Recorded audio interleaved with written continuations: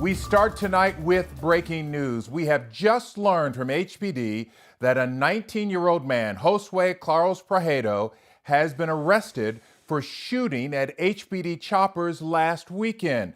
Now, this happened while those helicopters were assisting the chopper that crashed in the Greenspoint area at about 2 in the morning. That crash killed one officer on board and injured the pilot. We still don't know if the suspected gunman who has been arrested fired on the chopper that went down. We're still gathering information. We'll get more details as it becomes available. Good evening. Happy Friday. I'm Len Cannon. Thousands, as we mentioned, expected to hit the beaches of Galveston over the weekend. So to promote social distancing, city officials are closing off some beach access points. David Gonzalez looks at what you need to know. This is one of several beach access points the city closed to cars this morning. They say it's a way to control traffic and ensure social distancing. The water is a little choppier than one would like, but for Elaine Moreno and her family, it's just right. I think we're just going to enjoy the sun. We're happy with whatever we get. They came out here from Houston for some peace and quiet, but initially found the opposite. So we thought we'd rent a house here and have our own little private beach and not have a ton of people everywhere. Well, we showed up yesterday and this beach was wall to wall, people everywhere. So they were unsure about hanging out on the beach. It's difficult to go to places and see people not take this seriously just because it hits close to home. And I also have an infant, obviously. The city of Galveston is making an effort to fight the spread of coronavirus.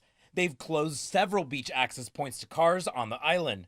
These spots are known to attract heavy traffic and overcrowding. This morning, we saw a bunch of cars coming back and forth, and we saw them put up this barrier, so it was awesome. Because we were like, okay, this is what we wanted, right? We can go out, be by ourselves, not have to worry about being exposed to a bunch of people. The Morenos believe if the city hadn't taken action, this stretch of beach would be packed right now. But because they have, they can get some fresh air and some peace of mind. We're going to have some fun on the beach, and we've been, hanging out inside for the past couple of months, so now we're just going to have some fun outside. Galveston Police and the Island Beach Authority will continue enforcing social distancing. They say by closing these access points, it will give their officers more time to manage crowds. Back to you. This is a live look down on the beach right now. And you can see overcast and rainy. The rain is hanging around, but it's not going to stick around. We know a lot of folks want to head to the beach this weekend, catch a little fresh air after the long lockdown. David, how would you describe the weekend weather? Windy and chilly in Galveston, Len Cannon. That rain is a cold front that is about to race off the coast. So we've got a thin line of showers.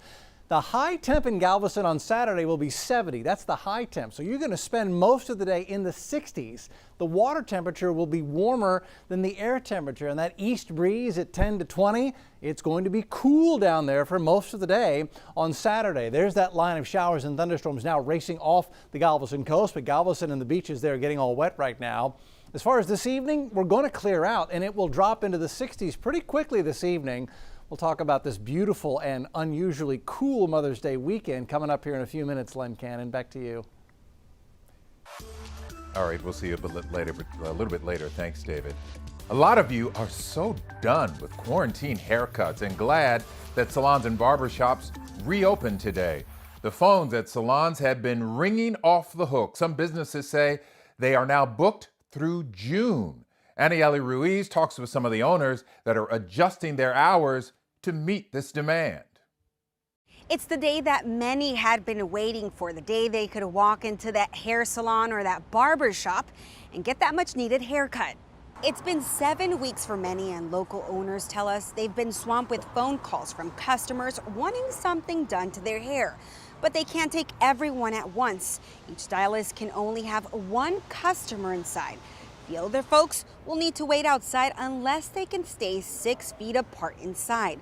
They're also asking customers to wear a mask, and they're taking their temperature and sanitizing their hands before they sit in that chair. And some have gone the extra mile just to make sure their customers are safe. I have hired a full-time person that does nothing but walk around the salon with wipes, and every time a customer touches a surface or go in the bathroom and they come back out, that person goes in and wipes everything down. To meet the high demand, the salon is offering appointments 7 days a week from as early as 6 a.m. until midnight. But they only have 4 stylists working at a time. One thing is for sure, despite the long hours ahead of them, they're all excited to be back in business. Anayeli Ruiz, KHOU 11 News. While we were on lockdown, there was less traffic and less crime, but that is starting to change. Investigative reporter Jeremy Rogowski is tracking an increase in crime, sometimes with deadly consequences. It was a terrible week. We have at least 4 deaths directly attributable to alcohol or drugs. After weeks of people cooped up inside, Harris County prosecutors fear more scenes like this on the road. What we're seeing is try to make up for lost time. They're going to be out partying more. They're going to be out drinking, taking drugs, getting behind the wheel. In the first week of reopening, daily DWIs in Harris County are up 50% from the stay-at-home month of April. Drug cases up 51%. For criminal charges overall, a 19% increase. And as we head into week 2 of getting back to normal, We have a lot of concern about what we're going to see tonight, tomorrow, Sunday. what's the message from the DA's office? We're out there. We are looking for people that aren't going to do this responsibly. We're going to catch them. We're going to prosecute them. There is another side to crime for the first week of reopening. Murder charges are down 17%, and robbery cases are 56% lower compared to the month of April. It is important to note those numbers only represent those arrested and charged. They do not include unsolved crimes. Back to you. Tonight, our Verify team is tackling your concerns as people head back to work. Some are asking whether a kid can get the virus from an adult. Here's investigative reporter Cheryl Mercedes. Lots of great questions. Someone asked if an adult tests positive for COVID-19, can their children get it? That is true. Anyone who lives under the roof of that house could be at risk. That's why the CDC recommends that if you do test positive, that you quarantine to 1 bedroom. Someone else asked, is there any correlation between having your tonsils and getting COVID-19? That is false. There's no evidence that if you still have your tonsils, you're less likely to be infected. And lastly, someone asked, with all of these layoffs, is it true that the mayor of Houston is raising our water rates? That is false. The city council last year approved spending $4.6 million to settle a lawsuit with the EPA and the state over sewer overflows. The city is looking at water rates as a way to possibly cover that expense, but no decision on that has been made yet. Back to you. Cheryl, thank you. And if you want to reach out to our Verify team, keep the questions coming. Email verify@khou.com. Right now, this is a live look of folks who are gathering outside the Houston NAACP office for a walk and run in honor of a Georgia man who was shot and killed while out jogging. This case has ignited protests all across the country.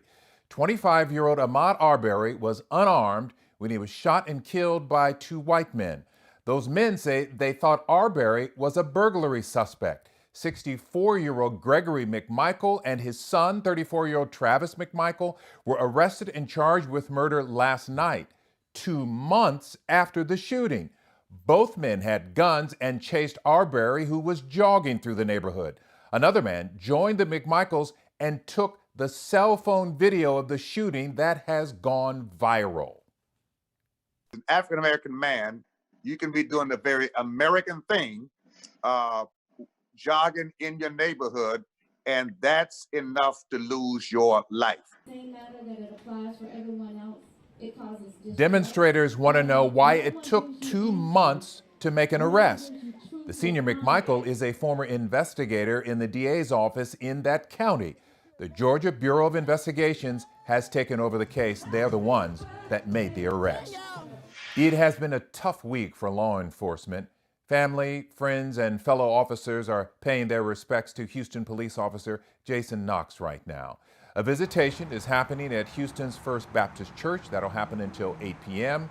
Officer Knox will be laid to rest tomorrow in a private funeral service. He died in an HPD helicopter crash last weekend. The pilot, Chase Cormier, was seriously injured. He is now recovering at Tier Memorial. And a salute for Harris County Sergeant Raymond Szolwinski. His body was taken from Memorial Hermann Hospital in the Woodlands today to funeral services in Houston. The 70-year-old deputy died Wednesday after a long battle with COVID-19. Funeral services for the deputy are set for Thursday.